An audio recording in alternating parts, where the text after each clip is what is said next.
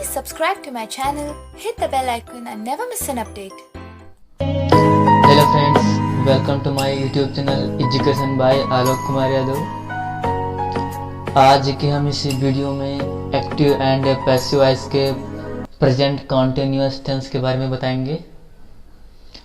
Present continuous tense हमने अपने previous video में एक्टिव एंड पैसिव वॉइस के present indefinite tense, past indefinite tense और फ्यूचर इंडेफिनिट टेंस के बारे में बताया, और इस वीडियो में प्रेजेंट कॉन्टिन्यूअस टेंस के बारे में बताएंगे।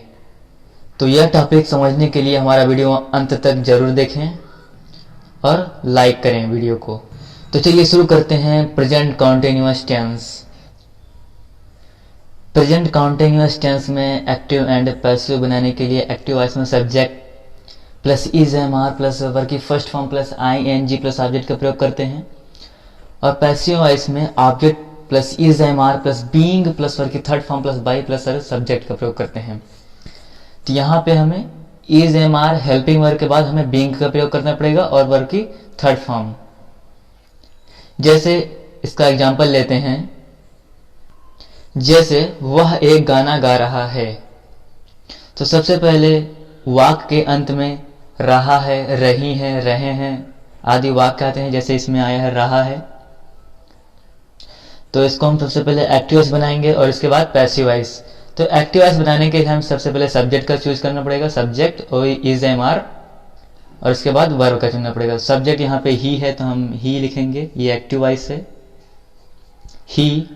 इसके बाद इज एम आर में से कोई एक चुनना है तो हम ई चुनेंगे, क्योंकि ये सिंगुलर नाउन है, सिंगुलर सब्जेक्ट, तो ही इज। और इसके बाद वर्ब लिखना है, वर्ब इसमें सिंग है और हमें सिंग में आईएनजी जोड़ना है, वर्ब में आईएनजी जोड़ना है हमें, तो I N G singing, he is singing. और इसके बाद ऑब्जेक्ट है ए सॉन्ग, तो ए सॉन्ग। इसके बाद हमें ऑब्जेक्ट लिखना था। फिर पैसिव वॉइस की बात करें तो इसमें सबसे पहले हमें ऑब्जेक्ट लिखना पड़ेगा, इसके बाद हेल्पिंग वर्ब और बीइंग। तो यहाँ पे ए सॉन्ग ऑब्जेक्ट है, ए सॉन्ग इज, और इसके हेल्पिंग वर्ब के तुरंत बाद बीइंग का प्रयोग करना पड़ेगा, बीइंग, तो बीइंग हो गया, ए सॉन्ग इज बीइंग। और इसके बाद वर्ब की थर्ड फॉर्म, वर्ब यहाँ पे सिंगिंग था अर्थात सिंग, तो यहाँ पे थर्ड फॉर्म संग हो जाएगा, संग by subject him. A song is being sung by him। और इसके बाद नेगेटिव सेंटेंसेस। तो नेगेटिव वॉइस बनाने के लिए हमें सब्जेक्ट इज एम आर के बाद तुरंत बाद नॉट का प्रयोग करना है, और पैसिव वॉइस में भी इज एम आर अर्थात हेल्पिंग वर्ब के बाद तुरंत बाद नॉट का प्रयोग करना है, नॉट प्लस बीइंग। जैसे एग्जाम्पल, जैसे तुम अपने भाई को नहीं पढ़ा रहे हो। तो सबसे पहले सब्जेक्ट यू, इसके बाद इज एम आर, तो यू के साथ हम आर का प्रयोग करते हैं।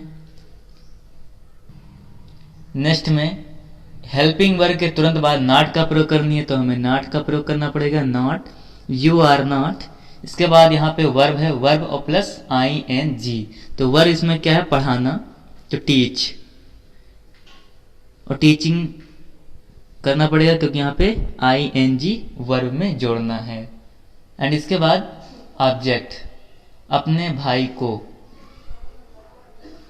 Your brother,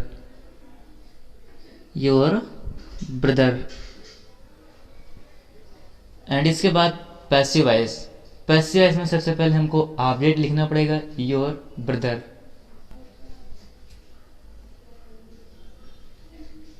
your brother. इसके बाद इज, इसके बाद नॉट और बीइंग का प्लस करना है, नॉट और बीइंग का यूज करना है। एंड इसके बाद वर्ब की थर्ड फॉर्म टीचिंग अर्थात टीच का third form taught, TAUGHT, taught. इसके बाद बाई का प्रयोग करना है और सब्जेक्ट बाई यू, एंड इसके बाद interrogative sentences.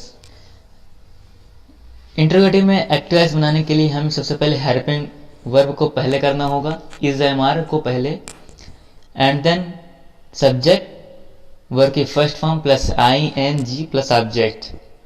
And passive voice में इज एम आर अर्थात हेल्पिंग वर्ब को पहले और ऑब्जेक्ट को बाद में, इसके पश्चात बीइंग वर्ब की थर्ड फॉर्म बाय और सब्जेक्ट का प्रयोग करना है। जैसे एग्जाम्पल, क्या वह एक गीत गा रही है, क्या वह एक गीत गा रही है। एक्टिव वॉइस बनाने के लिए हमें सबसे पहले हेल्पिंग वर्ब का प्रयोग करना पड़ेगा, इज एम आर, तो इज का प्रयोग करना पड़ेगा क्योंकि वह एक क्वेश्चन है, इज, एंड देन सब्जेक्ट सी क्योंकि अंत में रही है आया है अर्थात फीमेल है, और इसके बाद वर्ब की फर्स्ट फॉर्म लिखना है, यहाँ पे गाना है वर्ब तो सिंगिंग, वर्ब में एनजी जोड़ना है तो एनजी जोड़ दिया मैंने, इसके पश्चात object a song, is she singing a song. And इसके बाद पैसिव वॉइस बनाने के लिए हमें सबसे पहले हेल्पिंग वर्ब का प्रयोग करना पड़ेगा, इज एम आर में से कोई एक, यहां देखते हैं ए song, is a song, is a song. इसके बाद हमें बीइंग का प्रयोग कर, तो बीइंग, एंड आफ्टर वर्ब की थर्ड फॉर्म, वर्ब यहाँ पे सिंगिंग है तो यहाँ पे संग हो जाएगा, sung by subject her. And other example, वे मेरी सहायता क्यों नहीं कर रहे हैं। तो इसको बनाने के लिए यहाँ पे हम देखते हैं कि क्वेश्चन वर्ड बीच में आया है, तो सबसे पहले इसकी मीनिंग लिखेंगे और वर्ब शुरू से लगाएंगे।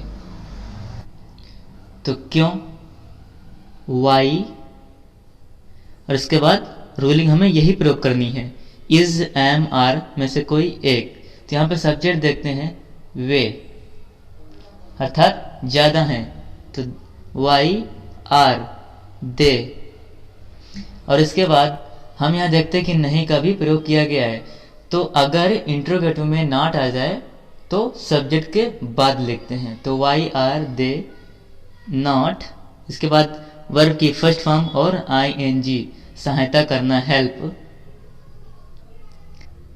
इसमें आई एन जी जोड़ना है तो हेल्पिंग,